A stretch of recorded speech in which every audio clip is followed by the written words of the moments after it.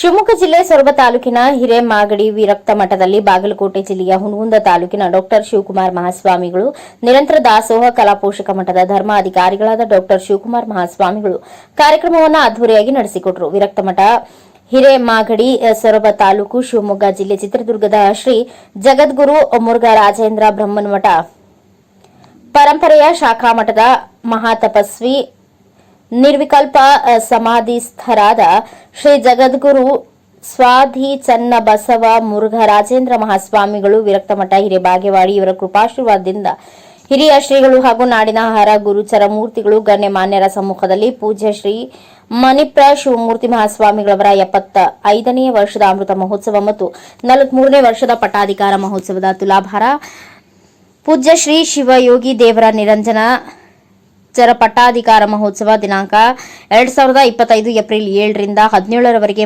ದಿನ ಸಂಜೆ ಪ್ರವಚನ, ಬೆಳಗ್ಗೆ ಸದ್ಭಾವನಾ ಪಾದಯಾತ್ರೆ, ದುಶ್ಚಟಗಳ ಭಿಕ್ಷೆ ಸದ್ಗುಣ ದೀಕ್ಷೆ ಜರುಗುವುದು. ದಿನಾಂಕ 18/4/2025 ಶುಕ್ರವಾರ ಬೆಳಗ್ಗೆ ಸಾಮೂಹಿಕ ಕಲ್ಯಾಣೋತ್ಸವ, ಸಂಜೆ ಧಾರ್ಮಿಕ ಹಾಗೂ ಸಾಂಸ್ಕೃತಿಕ ಕಾರ್ಯಕ್ರಮಗಳು. 19/4/2025 ಶ್ರೀಗಳಿಗೆ 75ನೇ ವರ್ಷದ ಅಮೃತ ಮಹೋತ್ಸವ, ಗುರುವಂದನಾ ಕಾರ್ಯಕ್ರಮ, ಉಚಿತ ಆರೋಗ್ಯ ತಪಾಸಣಾ ಶಿಬಿರ, ರಕ್ತದಾನ ಶಿಬಿರ ನಡೆಸುವುದು. 20ರಂದು ಶಿವಯೋಗಿ ದೇವರಿಗೆ ನಿರಂಜನ ಚರ ಪಟ್ಟಾಧಿಕಾರ ಮಹೋತ್ಸವ, ಧಾರ್ಮಿಕ ಕಾರ್ಯಕ್ರಮಗಳು. 21ರಂದು ಸೋಮವಾರ ಮಹಾರಥೋತ್ಸವ, ಯುವಗೋಷ್ಠಿ, ಮಹಿಳಾ ಸಮಾವೇಶ, ಸಾಮೂಹಿಕ ಕಲ್ಯಾಣ ಮಹೋತ್ಸವ, ಕೃಷಿ ಮೇಳ, ವಿವಿಧ ಕಾರ್ಯಕ್ರಮಗಳನ್ನು ನಡೆಸಲಿದ್ದಾರೆ. Rudrappa Hebballi, NKS TV 4 news, Rona. Shivamurthy ಸ್ವಾಮೀಜಿಯವರ ಪೂಜ್ಯ ಗೌರವವನ್ನು ಈ ಸಂದರ್ಭದಲ್ಲಿ ಅವರಿಗೆ ಕೊಡ್ತಾ, ವೇದಿಕೆ ಮೇಲೆ ಇರ್ತಕ್ಕಂಥ ಎಲ್ಲ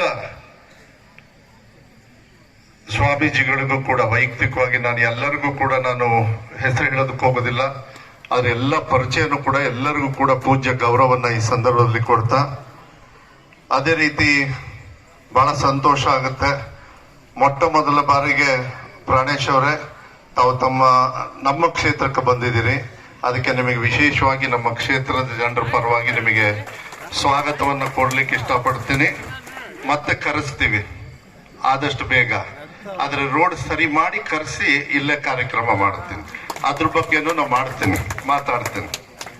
ಅದೇ ರೀತಿ ಈ ಸಮಾರಂಭದ ಅಧ್ಯಕ್ಷತೆಯನ್ನು ವಹಿಸಿರ್ತಕ್ಕಂಥ ನನ್ನ ಹಿರಿಯರು ಮತ್ತೆ ನಮ್ಮ ಮುಖಂಡರು ಆಗಿರ್ತಕ್ಕಂಥ KP ರುದ್ರಗೌಡ್ರೆ ಹಾಗೂ ವೇದಿಕೆ ಮೇಲೆ ಇರ್ತಕ್ಕಂಥ ಎಲ್ಲ ಈ ಮಠದ ಎಲ್ಲ ಭಕ್ತಾದಿಗಳಿದ್ದಾರೆ, ಅವರಿಗೂ ಕೂಡ ನನ್ನ ಗೌರವನ್ನ ಸಂದರ್ಭದಲ್ಲಿ ಕೊಡ್ತಾ, ಇಲ್ಲಿ ಬಂದಿರತಕ್ಕಂಥ ಎಲ್ಲ ಭಕ್ತಾದಿಗಳಿಗೂ ಕೂಡ ನಾನು ವಿಶೇಷವಾಗಿರ್ತಕ್ಕಂಥ ಗೌರವನ್ನ ಕೊಟ್ಟು ಬಹಳ ಸಂತೋಷ ಆಗ್ತದೆ. ನನಗೆ ಒಂದು ಮನಸ್ಸಿಗೆ ಬೇಜಾರಿತ್ತು. ಗುರುಗಳು ಮನೆಗೆ ಬಂದ್ಬಿಟ್ರು, KP ರುದ್ರಗೌಡ್ರೆ ಗುರುಗಳು ಮನೆಗೆ ಬಂದ್ರು. ನಾ ಹೇಳಿದೆ, ನೀವು ತಪ್ಪು ಕೆಲಸ, ನೀವು ಎಷ್ಟು ಮಟ್ಟಿಗೆ ಇದೀರಲ್ಲ, ನೀವು ಈಗ ಹೈಟಾಗಿ ಕುತ್ಕೊಂಡಿದ್ದೀರಲ್ಲ, ಆ ಹೈಟಾಗಿ ಕೂರಕ್ ಕಾರಣ ಏನು ಅಂತ ಹೇಳಿದ್ರೆ, ನೀವು ಪಡೆದಿರ್ತಕ್ಕಂಥ ಈ ಭಕ್ತಿಯ ಪ್ರೀತಿಯನ್ನ ನಿಮ್ಮ ಎದುರುಗಡೆ ಮುಂದೆ ಕಾಣ್ತಾ ಇದೆ. ನನಗೆ ಇವತ್ತು ಅವಕಾಶ ಸ್ಟೇಜ್ ಮೇಲೆ ಸಿಕ್ಕೈತಿ, ಆದ್ರೆ ಯಾವತ್ತು ಪರ್ಮನೆಂಟ್ ಆಗಿ ಎಲ್ಲಿ ಸಿಗೋದು ಅಂದ್ರೆ ಅಲ್ಲಿ ಸಿಗ್ತೈತಿ. ಏನು ತೊಂದರೆ ಇಲ್ಲ ಸ್ವಾಮಿಯವರೇ. ಅದಕ್ಕೆ ನೀವು ಮನೆಗೆ ಬಂದು ಆ ಕೆಲವು ಕಾರ್ಯಗಳನ್ನ ನಮಗೆ ಹೇಳಿದ್ರಿ.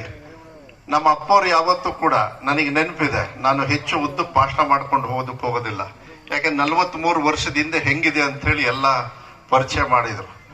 ಆದ್ರೆ ನಾನು ಈ ಮಠಕ್ಕೆ ಬಂದಾಗ ಬೇರೆ ಸಂದರ್ಭದಲ್ಲಿ ಚಿಕ್ಕವನಿದ್ದಾಗ ಬಂದಿದ್ದೇನೋ, ನನಗೆ ಅಷ್ಟೊಂದು ನೆನಪಿಲ್ಲ.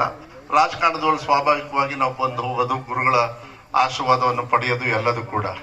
ಮೊಟ್ಟ ಮೊದಲ ಬಾರಿಗೆ ಬಂಗಾರಪ್ಪಾಜಿಯವರು ಅನುದಾನ 2 ಲಕ್ಷ ಕೊಟ್ಟಿದ್ರು ನಿಮಗೆ.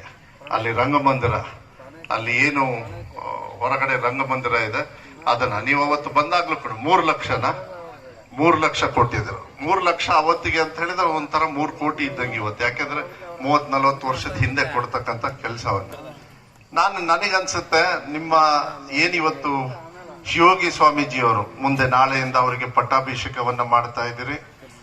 ಒಂದೇ ಒಂದು ಶಿವಯೋಗಿ ಸ್ವಾಮೀಜಿಗಳಲ್ಲಿ ಆ ನಗುವಿನ ಆ ಕಳೆಯನ್ನ ಯಾವತ್ತೂ ಕೂಡ ಕಳ್ಕೊಳಕ್ ಹೋಗ್ಬೇಡ್ರಿ, ಅದನ್ನ ಕೊಡ್ತಾ ಇರ್ರಿ. ನೀವು ಎಷ್ಟು ಕೊಡ್ತಿರಲ್ಲ ಅಷ್ಟು ಮೇಲಕ್ಕೆ ಅವ್ರು ಹೆಂಗ್ ಕೂತ್ಕೊಂಡಾರ, ನೀವು ಒಂದ್ ದಿವಸ ಅಲ್ಲಿ ಕೂತ್ಕೊಳ್ತೀರ, ಅವ್ರು ಇನ್ನು ಮೇಲ್ ಕೂತ್ಕೊಳ್ತಾರ, ಅದು ಬೇರೆ ಪ್ರಶ್ನೆ. ಯಾಕೆಂದ್ರೆ ಎಲ್ಲರೂ ಕೂಡ, ಯಾಕಂದ್ರೆ KP ರುದ್ರಗೌಡರು ಮಾತಾಡ್ಬೇಕಾದ್ರೆ ಹೇಳಿದ್ರು ನಗುವಿನ ಅಂತ ಹೇಳಿ. ಯಾವತ್ತೂ ಅವ್ರು ಬೇಜಾರು ಮಾಡ್ಕೊಂಡಿದ್ದು ನೋಡಿಲ್ಲ. ಅವ್ರು ಆ ನಗುವಿನ ಹಿಂದೆ ಬುದ್ಧಿ ಎಷ್ಟು ಕಷ್ಟಪಟ್ಟಿದ್ರಿ ಈ ಮಟ್ಟಕ್ಕೆ ನಮಗೆಲ್ಲರಿಗೂ ಗೊತ್ತಿದೆ. ಅದು ಭಕ್ತಾದಿಗಳಿಗೂ ಕೊಟ್ಟಿದೆ. ಈ ಮುಂದುವರಿಸ್ತಕ್ಕಂಥ ಕೆಲಸವನ್ನ ಬರೀ ನಿಮ್ಮ ಸ್ವಾಮೀಜಿಗಳಲ್ಲ, ನಾಳೆಯಿಂದ ಶಿವಯೋಗಿ ಸ್ವಾಮೀಜಿಗಳಲ್ಲ, ನಾವೆಲ್ಲರೂ ಕೂಡಿ ಯಾವತ್ತೂ ಕೂಡ ನಿಮ್ ಜೊತೆಗೆ ಇರ್ತೀವಿ ಅಂತಕ್ಕಂಥದ್ದನ್ನ ಈ ಸಂದರ್ಭದಲ್ಲಿ, ಬರೀ ಇವತ್ತಿನ ಕಾರ್ಯಕ್ರಮ ಅಲ್ಲ. ಯಾಕಂದ್ರೆ ಇದಕ್ಕಿಂತ ಮುಂಚೆ ಮಾತಾಡ್ಬೇಕಾದ್ರೆ ಇನ್ನೊಬ್ರು ಗುರುಗಳು ಮಾತಾಡಿದ್ರು, ಬಹಳ ಚೆನ್ನಾಗಿ ಮಾತಾಡಿದ್ರು.